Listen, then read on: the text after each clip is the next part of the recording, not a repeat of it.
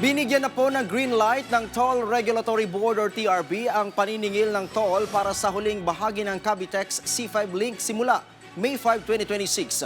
Ang mga motoristang gagamit po ng Cavitex C5 Link mula Taguig papuntang Sucat Road, kasama po yung bahagi ng Dr. A. Santos Avenue, o pabalik ay magbabayad ng sumusunod na toll, 59 pesos para sa Class 1, 117 pesos para sa Class 2 at 176 para sa Class 3.